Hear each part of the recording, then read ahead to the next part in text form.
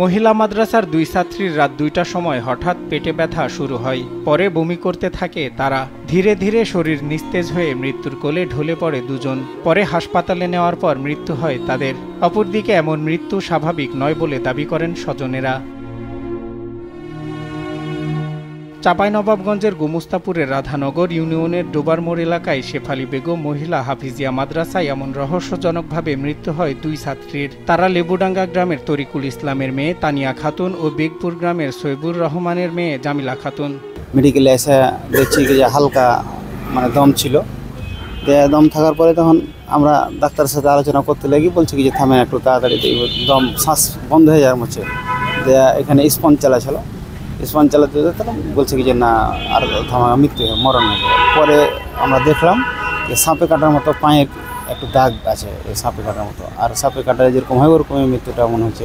প্রায় 2টার সময় আনুমানিক 2টা মাদ্রাসায় ফোন দিল, জামিলা পারে না, জি খারাপ করছে, বমি করছে। ততক্ষণই মাদ্রাসা এলাম। মাদ্রাসা এসে দেখছি তো মাদ্রাসার পরিচালক সে আমার ভাতিজি গিয়ে ঘাড়ো করে নিয়ে আসছিলো। এখন আমি তখন লিয়ে নিলাম, দিয়ে তখন তৎক্ষণে সেনজি দেখেছিলাম।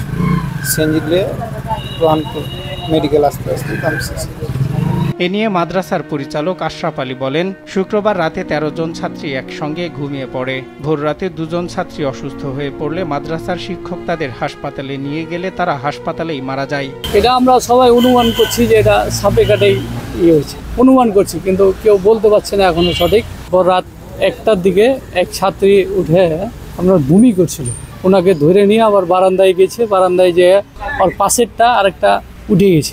উনি বলছে যে আমার ঘাট টেনে ধরছে, ঘাটটা টেনে ধরছে। এ বিষয়ে গোমস্তাপুর থানার ভারপ্রাপ্ত কর্মকর্তা জানান, প্রাথমিকভাবে ধারণা করা হচ্ছে সাপ বা বিষাক্ত পোকার কামড়ে তাদের মৃত্যু হয়েছে।